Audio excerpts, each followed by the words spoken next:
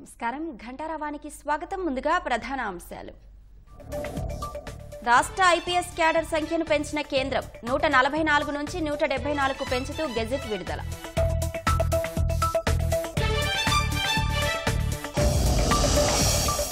రాజమహేంద్రవరం ఏటీఎంలో చోరీ కేసు నిందితుడు అరెస్ట్. 2,20,00,000 నగదు స్వాధీనం.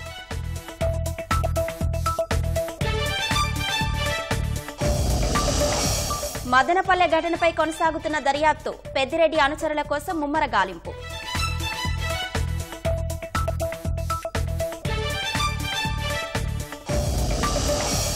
జగన్ ధర్నాకు కాంగ్రెస్ మద్దతు ఎందుకివ్వాలన్న షర్మిల.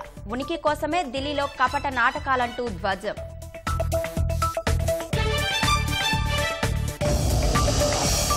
వచ్చే నెల ఉక్రెయిన్లో ప్రధాని మోదీ పర్యటించే అవకాశం. జెలెన్స్కీతో భేటీ కానున్నట్లు జాతీయ మీడియా కథనాలు.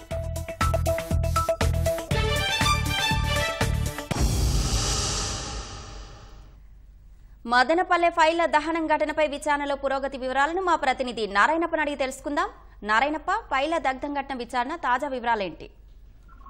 అశ్విని, మదనపల్లి సబ్ కలెక్టర్ కార్యాలయంలో రెవెన్యూ శాఖ దస్తాలకు దగ్ధానికి సంబంధించిన కేసులో పురోగతి సాధించారు పోలీసులు.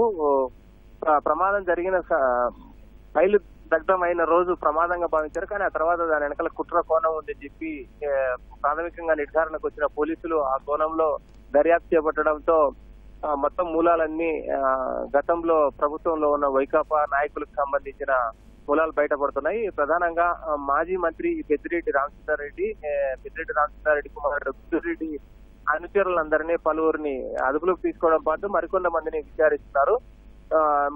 మదనపల్లి నగర పురపాలక సంస్థ సంబంధించిన వైస్ చైర్మన్ జింకా చలపతిని అదుపులోకి తీసుకున్నారు. నిన్న రాత్రి ఆయన ఇంట్లో రాత్రి 2 గంటల సమయంలో సోదాలు నిర్వహించి కీలకమైన ఫైల్స్ ను స్వాధీనం చేసుకోవడంతో పాటు ఆయన అదుపులోకి తీసుకొని విచారిస్తున్నారు.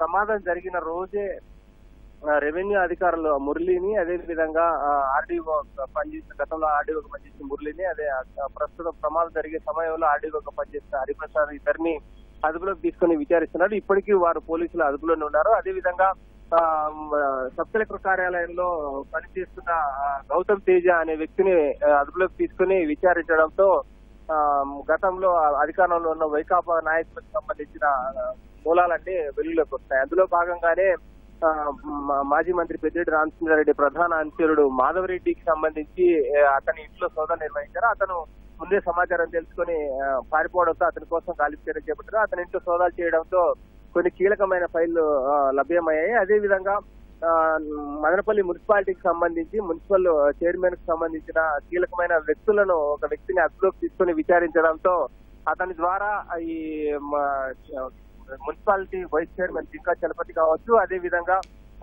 పెద్దిరెడ్డి మిథున్ రెడ్డి ప్రధాన అనుచరుడు బాబ్జాన్ అలియాజ్ సెటిల్మెంట్ బాబ్జాన్ గా గుర్తింపున్న అతని సంబంధించిన ఆధారాలు కూడా బయటపడడంతో ఇప్పటికీ జింకా అదుపులోకి తీసుకున్నారు. బాబ్జాన్ కోసం గాలింపు చర్య చేపట్టారు. బాబ్జాన్ పోలీసులకు ఏమాత్రం సహకరించలేదు. ఇంటి దగ్గరికి వెళ్లి ఇంట్లో సోదాలు నిర్వహించడానికి ప్రయత్నిస్తే తాళాన్ని వేసి ఆయన బయటకు వెళ్ళిపోయారు. కానీ కుటుంబ సభ్యులు కూడా సహకరించలేదు. బాబ్జాన్ కోసం కూడా పోలీసులు గాలిస్తున్నారు. ఇలా మదనపల్లి సబ్ కలెక్టర్ కార్యాలయంలో ఫైళ్ల దగ్ధానికి సంబంధించి మదనపల్లి నగరపాలక సంస్థ కావచ్చు, అదేవిధంగా మాజీ మంత్రి పెద్దిరెడ్డి అనుచరులు, వైకాపాకు సంబంధించిన ప్రముఖ నాయకులు అందరి మూలాలు బయటపడుతుండడంతో కొంతమందిని అదుపులోకి తీసుకున్నారు. మరికొంతమందిని అదుపులోకి తీసుకునేందుకు ప్రయత్నాలు ప్రారంభించారు. అశ్విని, ధన్యవాదాలు నారాయణప్ప.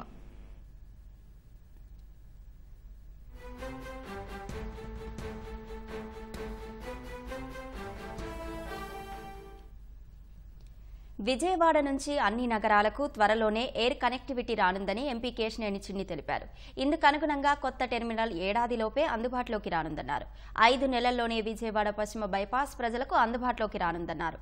వచ్చే 50 ఏళ్ల అవసరాలకు తగ్గట్టుగా విజయవాడ రైల్వే స్టేషన్ అభివృద్ధి చెందనుందని ఎంపీ కేశినేని చిన్ని స్పష్టం చేశారు.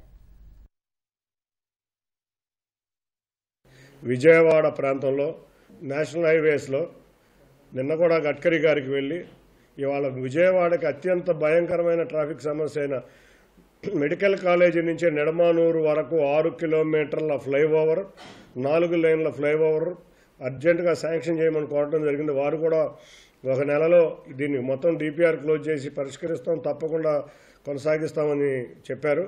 గన్నవరం ఎయిర్పోర్ట్ నుంచి అమరావతికి 13-14 నిమిషాల్లో వెళ్లే విధంగా వెస్టర్న్ బైపాస్కున్న రేడియల్ రోడ్డును కూడా కనెక్ట్ చేయబోతున్నాం. త్వరలో ముందు రైల్వే స్టేషన్ అభివృద్ధి, అంతేకాకుండా కొత్త రైళ్లు వచ్చే విధంగా కృషి చేస్తాం. ఇక ఎయిర్పోర్ట్ అంటారా, మీరు గత నెలన్నర నుంచి చూస్తే చాలా స్పీడ్గా నడుస్తుంది. 9 నెలల నుంచి 12 నెలల లోపల ఎయిర్పోర్ట్ కొత్త టెర్మినల్ ఓపెన్ చేయబోతున్నాం. తూర్పు బైపాస్, ఔటర్ రింగ్ రోడ్డు విషయాలు కూడా చంద్రబాబు నాయుడు గారు నీతి ఆయోగ్లో ఆమోదం పొందబోతున్నాయి. కాబట్టి ఇంకొక 5-6 నెలల్లో విజయవాడ రైల్వే స్టేషన్ కానీ విజయవాడ ఎయిర్పోర్ట్ కానీ అభివృద్ధి పదంలో ముందుకు వెళ్తాయి. బడ్జెట్కు సంబంధం లేకుండా ఇటువంటి ఎన్నో కార్యక్రమాలు, పలు రహదారులు, రాష్ట్రం నుంచి వెళ్లే రహదారులు అవనివ్వండి, రాష్ట్రంలో ఉండే నేషనల్ రహదారులు అన్నీ కూడా అభివృద్ధి చెందబోతున్నాయి. రైల్వే స్టేషన్లు అభివృద్ధి చెందబోతున్నాయి. సుమారు వాళ్ళ ఆంధ్రప్రదేశ్ రాష్ట్రంలో ఉన్న 76 స్టేషన్లు అమృత్ భారత్ కింద వాళ్ళు రాబోతున్నాయి. ఇవన్నీ మేము నెలన్నర సమయంలో చంద్రబాబు నాయుడు గారు 3 సార్లు ఢిల్లీ వచ్చిన సందర్భంగా సాధించిన విజయాలు. రాష్ట్రానికి ఐపీఎస్ల సంఖ్య పెంచుతూ కేంద్రం నోటిఫికేషన్ జారీ చేసింది. ప్రస్తుతం 144గా ఉన్న ఐపీఎస్లను 174కు పెంచింది. సీనియర్ డ్యూటీ పోస్టుల్లో 95 మంది ఐపీఎస్లను కేటాయించాలన్న రాష్ట్రం సిఫారసుతో ఐపీఎస్ల సంఖ్యను నిర్దేశిస్తూ కేంద్రం నోటిఫికేషన్ విడుదల చేసింది. కేంద్ర డిప్యూటేషన్ రిజర్వుగా 38 మంది కేటాయించాలని సూచించింది. రాష్ట్రాలకు డిప్యూటేషన్ రిజర్వుగా 23 మందిని కేటాయించింది. Director general of police HOPF ఒక post, director general of police ACB ఒక post, DG prisons, disaster and fire సర్వీస్తో పాటు అదనపు డీజీ ఇంటెలిజెన్స్, సిఐడి, శాంతి భద్రతలు, సంస్థాగత వ్యవహారాలు సిబ్బందికి ఒక్కో కేడర్ పోస్టును నిర్దేశిస్తూ కేంద్రం నోటిఫై చేసింది. విజయవాడ, విశాఖ సిపి పోస్టులు ఐజీ ర్యాంకుకే పరిమితం చేసింది. రేంజ్ డీఐజీల ర్యాంక్ ఐజీకి పెంచింది. ఢిల్లీలో తాను చేసిన ధర్నాకు కాంగ్రెస్ ఎందుకు రాలేదో చెప్పాలన్న వైసీపీ అధినేత జగన్ కు ఆయన సోదరి పీసీసీ అధ్యక్షురాలు షర్మిల ఘాటు సమాధానమిచ్చారు. మీ ధర్నాకు ఎందుకు సంఘీభావం ప్రకటించాలో చెప్పాలంటూ ఎక్స్ వేదికగా నిలదీశారు. పార్టీ ఉనికి కోసం కపట నాటకం ఆడినందుక, వ్యక్తిగత హత్యకు రాజకీయ రంగు పులిమినందుక, విభజన హక్కులను 5 ఏళ్ల పాటు బీజేపీకి తాకట్టు పెట్టినందుక, ఎందుకో చెప్పాలంటూ సూటిగా ప్రశ్నించారు. జగన్ నిరసనలో నిజం లేదని, స్వలాభం తప్ప రాష్ట్రానికి ప్రయోజనం శూన్యమని తెలిసే కాంగ్రెస్ దూరంగా ఉందని స్పష్టం చేశారు. సిద్ధమన్న వాళ్లకు 11 మంది సభ్యుల బలం సరిపోలేదా, ఇప్పుడు కలిసి పోరాడదాం అంటున్నారు అని ఎద్దేవా చేశారు. కోనసీమ జిల్లాలో గోదావరి ఉగ్రరూపం దాల్చుతోంది. ఎగువ ప్రాంతాల్లో కురుస్తున్న వర్షాల కారణంగా గోదావరికి వరద నీరు పోటెత్తింది. ధవళేశ్వరం ఆనకట్టకు ప్రమాద స్థాయిలో వరద నీరు చేరడంతో సముద్రంలోకి వరద నీటిని విడిచిపెడుతున్నారు. లంక ప్రాంతాల్లో గౌతమి గోదావరి, వశిష్ఠ గోదావరి ఉధృతంగా ప్రవహిస్తోంది. లంక గ్రామాల్లో అరటి, కూరగాయల తోటలు పూర్తిగా నీట మునిగాయి. వరద నీరు పెరిగే అవకాశం ఉండడంతో పంటలు పాడైపోతాయని రైతులు ఆందోళన వ్యక్తం చేస్తున్నారు.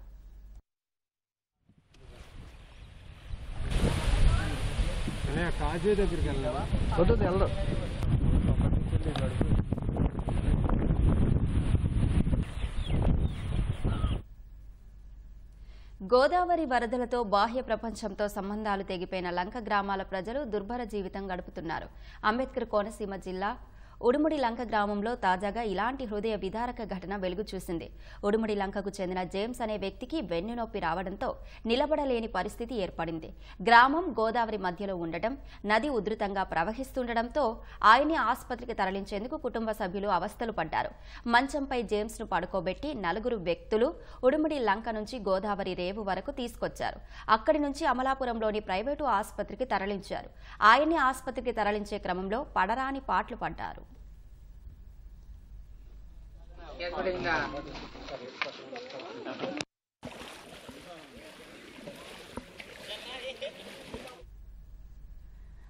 అల్లూరి సీతారామరాజు జిల్లాను వర్షాలు వరద వీడటం లేదు. పాడేరు, ముంచింగిపుట్టు, పెదబయలు, డుమ్రిగూడ, హుకుంపేట మండలాల్లో కురిసిన వర్షాల ధాటికి ఈ ప్రాంతాలన్నీ జలదిగ్బంధమయ్యాయి.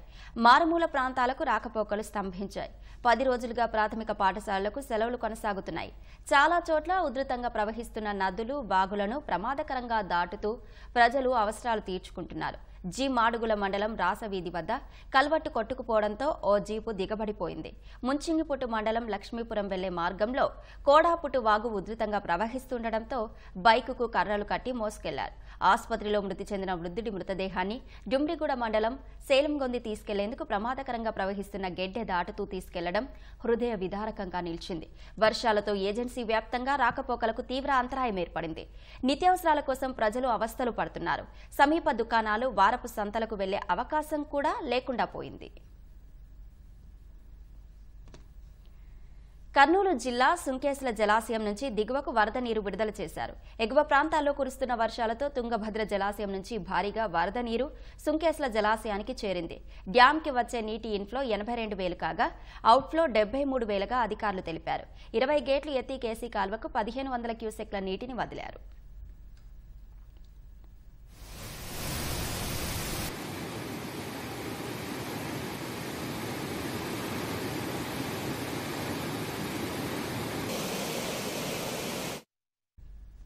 కొన్ని రోజులుగా ఎడతెరిపి లేకుండా కురుస్తున్న వర్షాలకు అనకాపల్లి జిల్లా నాతవరం మండలంలోని తాండవ జలాశయంలో నీటిమట్టం పెరుగుతోంది.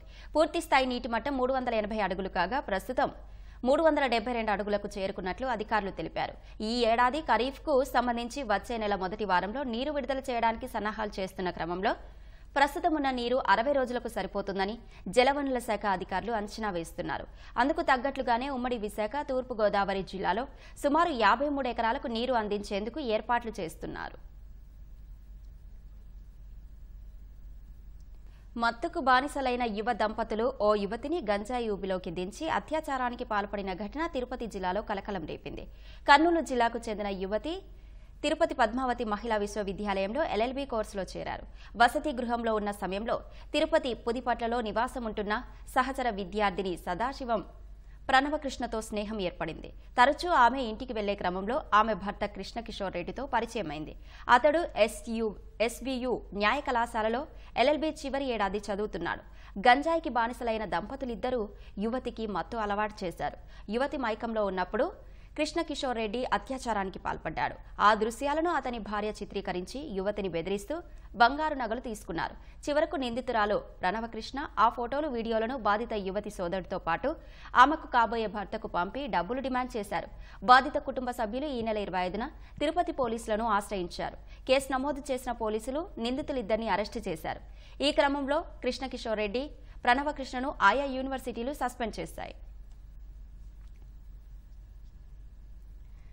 వర్షం కోసం ఎదురు చూసే చాతక పక్షిలా వజ్రాల కోసం వారంతా రోజుల తరబడి శోధిస్తున్నారు. వజ్రం దొరుకుతుందన్న ఆశతో ఒకరు కాదు, ఇద్దరు కాదు, వందలాది మంది అక్కడి గుట్టపై తవ్వుతున్నారు. ఎన్టీఆర్ జిల్లా చందర్లపాడు మండలం గుడిమెట్ల వజ్రాల గుట్టపై ఏటా వర్షాలు మొదలవగానే అన్వేషణ మొదలవుతుంది. కృష్ణానది తీరంలోని గుడిమెట్ల సమీపంలోని గుట్టలపై మళ్లీ వజ్రాల వేట ప్రారంభమైంది. ఇటీవల వానలు కురవడంతో తమ అదృష్టాన్ని పరీక్షించుకునేందుకు వందలాది మంది ఆశావహులు ఆ కొండ ప్రాంతానికి చేరుకున్నారు.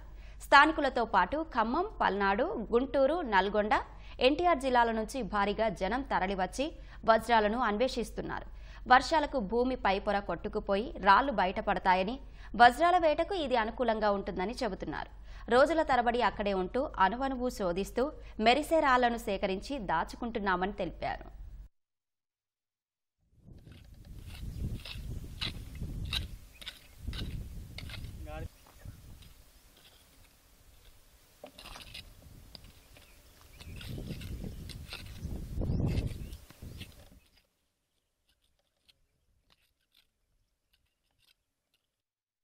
దొరుకుతున్నాయి అన్నారు. మరి ఇందాక ఒకళ్ళు దొరికిందంట, అంటే మాట్లాడుకుంటూ విన్నాం.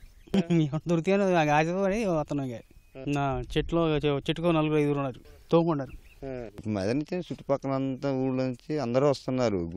గుంటూరు, గుడివాడ నుంచి కూడా వస్తున్నారు. ఏదో దొరికిద్ది ఒక ఆశ అని తవ్వుతున్నారు గుంటలో. ఏదో దొరికిద్దేమో అని ఆశతో అన్నాలు కూడా కట్టుకొని బ్యాగులు వేసుకొని కూడా వస్తున్నారు. అదృష్టాన్ని పరిశీలించుకోవాలిగా. అది అంతే, ఇక కష్టపడితే దొరికితే లేకపోతే అది అదృష్టం కూడా ఉండాలి సార్. ఇగో ఈ పనిముట్లు ఎట్లా వాన వస్తే గొడుగు, తాగడానికి మంచినీళ్ళు, క్యారేజీలు కూడా తీసుకొని వస్తున్నారు. ఇప్పుడు మన మధ్యాహ్నం అన్నానికి ఏం పోతుంది, సాయంత్రం ఇద్దరు దూడ గుంటూరు వాళ్ళు ఇక్కడ వాటలు కాడ ఏది మన కిస్తావతల పడుకొని పొద్దున్న పడ మీద వచ్చేసారు. ఉంటారు 100 పైగానే ఉంటారు. అసలు ఆడోళ్ళు ఆడే. గతంలో కృష్ణానది ఒడ్డున పొలంలో బంగారు లక్ష్మీదేవి విగ్రహం లభించడంతో దాన్ని ప్రభుత్వానికి అప్పగించారు. విలువైన వజ్రాలు దొరికినప్పుడు వాటిని తక్కువ ధరకు కొనుగోలు చేసి వ్యాపారులు సొమ్ము చేసుకున్న ఘటనలు గతంలో జరిగాయని ఆశావహులు చెబుతున్నారు. వజ్రాన్వేషణకు వచ్చి రోజుల తరబడి వెతుకులాడి ప్రాణాలు కోల్పోయిన వారు ఉన్నారు. నల్గొండ జిల్లా వాసి వజ్రాలు వేటకు వచ్చి ఇటీవల కొండ ప్రాంతంలోనే తుదిశ్వాస విడిచాడు. కొందరైతే పస్తులతోనే వజ్రాలు రంగురాళ్ల కోసం కుస్తీలు పడుతున్నామని తెలిపారు. ఆశావహులు కొందరు తమతో పాటే క్యారేజీలు తెచ్చుకొని ఆ గుట్టల్లోనే తింటున్నారు.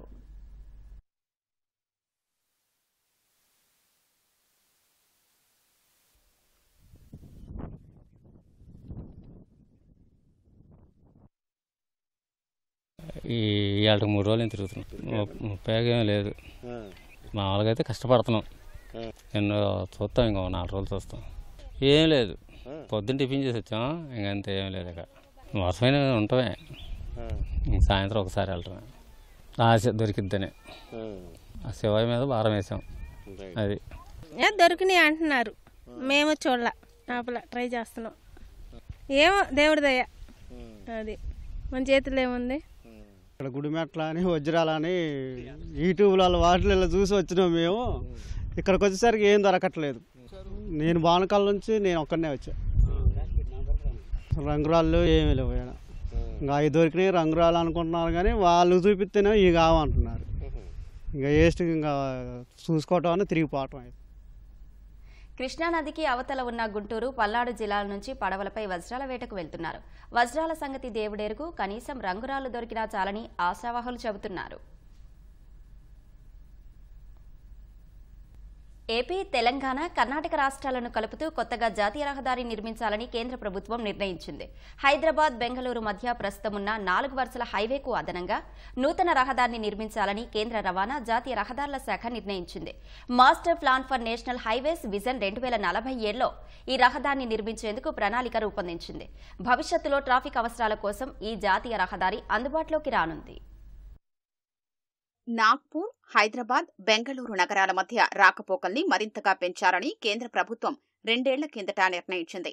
ప్రయాణ సమయాన్ని మరింతగా తగ్గించే లక్ష్యంతో నూతన రహదారిని అందుబాటులోకి తీసుకురావాలని భావించింది. నాగ్పూర్ నుంచి బెంగళూరు వరకు జాతీయ రహదారి నిర్మాణానికి ఇప్పటికే టెండర్ల ప్రక్రియ పూర్తి చేశారు. హైదరాబాద్ నుంచి బెంగళూరును అనుసంధానించాలని నిర్ణయించారు. ఇందుకోసం డీపీఆర్ రూపొందించేందుకు కసరత్తు చేపట్టారు. డీపీఆర్ తయారీకి గుత్తేదారును ఎంపిక చేసేందుకు కేంద్ర రవాణా, జాతీయ రహదారుల మంత్రిత్వ శాఖ టెండర్లు ఆహ్వానించింది. టెండర్ల దాఖలుకు ఈ ఏడాది సెప్టెంబరు 12వ తేదీ తుది గడువుగా నిర్ణయించారు. ట్రాఫిక్ రద్దీని దృష్టిలో పెట్టుకుని నూతన మార్గాన్ని 6 వరుసల్లో నిర్మించాలని ప్రతిపాదించారు. తొలుత 12 వరుసల రహదారి నిర్మాణం చేపట్టారన్న ప్రతిపాదన వచ్చినప్పటికీ 6 వరుసలకే పరిమితమైనట్లు అధికారులు తెలిపారు. ఒకేసారి 6 వరుసలుగా నిర్మిస్తారా, తొలుత 4 వరుసలు నిర్మించి తరువాత మరో 2 వరుసల్ని విస్తరిస్తారా అన్నది ప్రస్తుతానికి స్పష్టత లేదు. డీపీఆర్ ఆమోదం పొందిన తర్వాత కేంద్రం తుది నిర్ణయం తీసుకుంటుందని సమాచారం. హైదరాబాద్, బెంగళూరు నూతన మార్గాన్ని హైస్పీడ్ గ్రీన్ఫీల్డ్ జాతీయ రహదారిగా నిర్మించాలని నిర్ణయించారు. 120 కిలోమీటర్ల వేగంతో వాహనాల రాకపోకలు సాగించేందుకు వీలుగా ప్రతిపాదించారు. తాత్కాలిక అంచనాల ప్రకారం 508.461 కిలోమీటర్ల మేర కారిడార్ను రూపొందించారన్నది నిర్ణయం. 44వ నెంబరు జాతీయ రహదారిగా హైదరాబాద్ నుంచి బెంగళూరు మధ్య 556 కిలోమీటర్ల 4 వరుసల మార్గం అందుబాటులో ఉంది. తెలంగాణలో 190, ఆంధ్రప్రదేశ్లో 260, కర్ణాటకలో 106 కిలోమీటర్ల వరకు ఈ జాతీయ రహదారి విస్తరించింది. ట్రాఫిక్ రద్దీ పెరుగుతున్నందున ప్రస్తుతం ఉన్న 4 వరుసల రహదారిని 6 వరుసలకు విస్తరించాలని తొలుత నిర్ణయించింది. అందుకోసం 2022లోనే డీపీఆర్ను సిద్ధం చేసింది. అయితే వివిధ కారణాలతో ఆ ప్రతిపాదన అటకెక్కింది. హైస్పీడ్ కారిడార్ను నిర్మించాలని కేంద్రం నిర్ణయించడంతో ప్రస్తుత జాతీయ రహదారి తీరుతెన్నుల్ని అధ్యయనం చేయించింది. హైస్పీడ్కు తగిన రీతిలో ఆ రహదారిని విస్తరించడం సాధ్యం కాదని అధికారులు నిర్ణయానికొచ్చారు. అందుకే హైస్పీడ్ గ్రీన్ఫీల్డ్ కారిడార్ను నిర్మించాలని నిర్ణయించి మంత్రిత్వ శాఖ మాస్టర్ ప్లాన్లో ప్రతిపాదించింది. 5 ఏళ్ల వైసీపీ పాలనలో ప్రభుత్వ కార్యాలయాలు కనీస మరమ్మతులకు నోచుకోలేదు. విశాఖ కలెక్టరేట్లోని ఖజానా కార్యాలయమే ఇందుకు నిదర్శనంగా నిలుస్తోంది. చిన్నపాటి వర్షానికే తడిసి ముద్దవుతుందని ఉద్యోగులు మొరపెట్టుకున్నా గత పాలకులు ఆలకించలేదు. ఒక గది కూలిపోయినా కనీసం స్పందించలేదు. కూటమి ప్రభుత్వం వచ్చాక సమస్య పరిష్కారానికి అధికారులు దృష్టి పెట్టారు. విశాఖ కలెక్టర్ కార్యాలయం నిర్మించి 100 ఏళ్లు దాటింది. విశాఖలో ఉన్న ప్రభుత్వ కార్యాలయాలు, రెవెన్యూ, ఇతర అనుబంధ శాఖలు కలెక్టరేట్ నుంచే పనిచేస్తాయి. విశాఖ ఉద్యోగుల జీతభత్యాలు, ఇతర ఆర్థికపరమైన అంశాలు పరిశీలించే ఖజానా కార్యాలయం ఈ కలెక్టరేట్లోనే ఉంది. 2014లో వచ్చిన హుద్హుద్ తుపాను దెబ్బకు ఖజానా కార్యాలయ విభాగం పైకప్పు దెబ్బతింది. 5 ఏళ్లుగా వైసీపీ సర్కార్ దీని నిర్వహణను పట్టించుకోలేదు. దీంతో పూర్తిగా దెబ్బతింది. గత డిసెంబర్లో కురిసిన వర్షాలకు ఖజానా కార్యాలయంలో ముఖ్యమైన పరిపాలన విభాగం మిద్దె కూలిపోయింది. అదృష్టవశాత్తు ఉద్యోగులు సురక్షితంగా బయటపడ్డారు.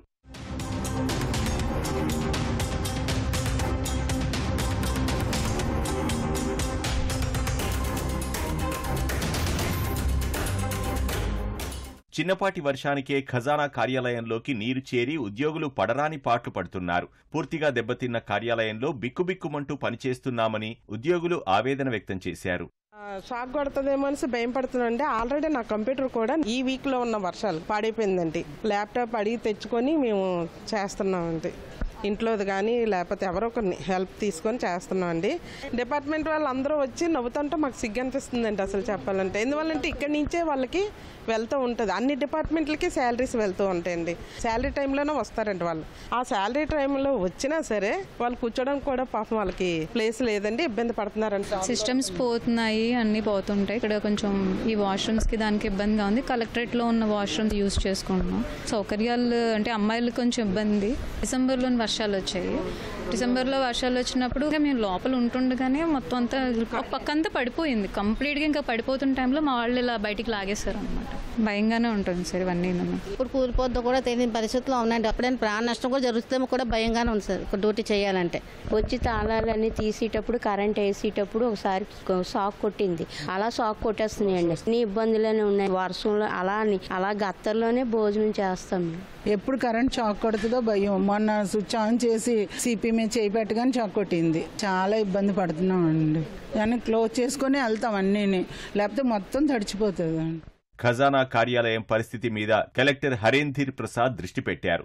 ఖజానా కార్యాలయం పరిస్థితిపై ముఖ్య అధికారులతో సమీక్ష నిర్వహించారు. ప్రస్తుత కలెక్టర్, ఉన్నతాధికారులు ఈ విషయంపై దృష్టి పెట్టడంతో త్వరలోనే శాశ్వత పరిష్కారం వస్తుందని ఆశాభావంతో ఉద్యోగులు ఉన్నారు. జిల్లా ఖజానా అధికారి కార్యాలయం విశాఖపట్నం సంబంధించి హుద్హుద్ తుఫాన్ దగ్గర నుంచి బిల్డింగ్ కొంచెము రిపేర్స్ వచ్చినాయి. మన గవర్నమెంట్ కూడా 1,70,00,000 అడ్మినిస్ట్రేటివ్ శాంక్షన్ ఇవ్వడం జరిగింది. కానీ 3 times మనం బిడ్డింగ్ కాల్ఫర్ చేసినా కానీ ఎవరు బిడ్డర్స్ పార్టిసిపేట్ చేయకపోవటం మూలకాన కొంచెం వర్క్ హెల్డప్ అయ్యింది. ఎనీహౌ మాకు ఫైనాన్స్ బిల్డింగ్ సంబంధించి మనకి న్యూ బిల్డింగ్ కన్స్ట్రక్ట్ అయింది 5 floors. వాటిల్లో ఒక ఫ్లోర్కి మేము షిఫ్ట్ అవుతామని గవర్నమెంట్కి మేము రిక్వెస్ట్ పెట్టుకున్నాము. వాగులు, గడ్డలు ఉప్పొంగితే రాకపోకలు బంద్ అయిపోతాయి. అలాంటి పరిస్థితుల్లో గిరిజనుల పరిస్థితి చాలా ఇబ్బందికరంగా ఉంటుంది. నిత్యావసరాలు దొరక్క అల్లాడిపోతూ ఉంటారు. ఇక విద్యుత్ సరఫరా నిలిచిపోయిందంటే పరిస్థితి మరింత దయనీయమని చెప్పాలి. అందుకేనేమో అల్లూరి జిల్లాలో విద్యుత్ పునరుద్ధరణకు ఈపీడీసీఎల్ సిబ్బంది పెద్ద సాహసమే చేశారు.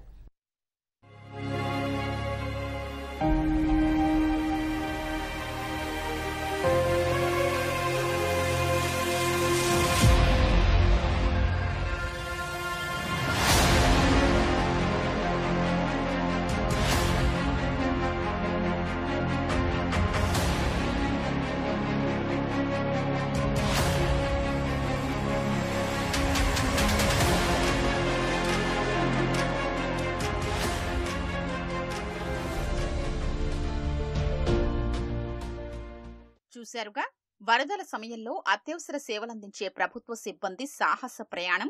ఎలాంటి అడ్డంకులు ఉన్నా వెరవకుండా ప్రజలకు సేవలందించి విధి నిర్వహణ పట్ల ఉన్న నిబద్ధతను విద్యుత్ సిబ్బంది చాటుకుంటున్నారు. అల్లూరి జిల్లా మారేడుమిల్లి అడవిలో ఇటీవల వర్షాల కారణంగా సున్నంపాడు గ్రామానికి వెళ్లే విద్యుత్ లైన్పై చెట్లు పడి దీంతో సున్నంపాడు, దేవరపల్లి గ్రామాలకు విద్యుత్ సరఫరా నిలిచిపోయింది. రాజమండ్రి సర్కిల్ ఎస్సీ మూర్తి ఆదేశాలతో మారేడుమిల్లి ఏఈ శ్రీనివాస్ పర్యవేక్షణలో లైన్మెన్ సిబ్బంది సాహసోపేతంగా పనిచేసి విద్యుత్ సరఫరాను పునరుద్ధరణ చేశారు.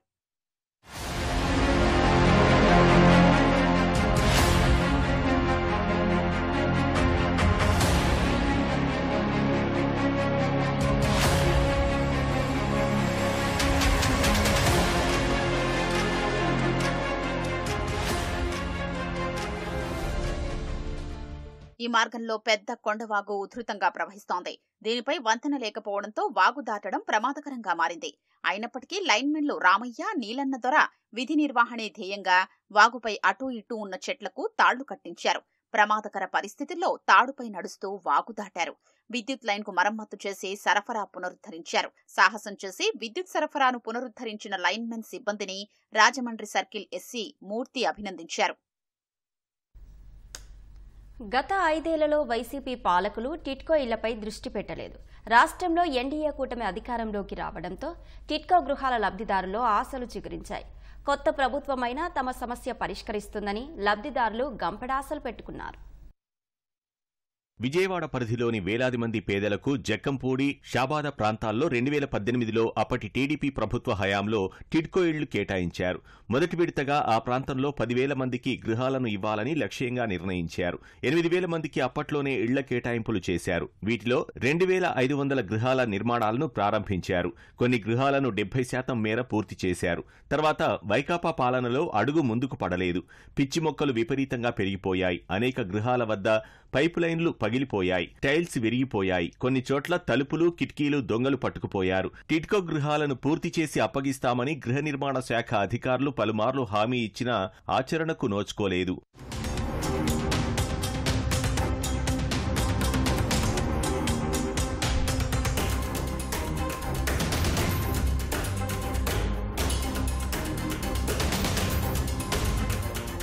గత వైకాపా ప్రభుత్వం గృహాలను పూర్తి చేయకపోగా తమ పేరుపై రుణాలు తీసుకుందని లబ్ధిదారులు ఆవేదన వ్యక్తం చేశారు. రుణం కట్టమని బ్యాంకుల నుంచి ఒత్తిళ్లు వస్తున్నాయని, కూటమి ప్రభుత్వమే ఆదుకోవాలని లబ్ధిదారులు వేడుకుంటున్నారు. మొన్న 22లో లోన్ తీసుకున్నారు.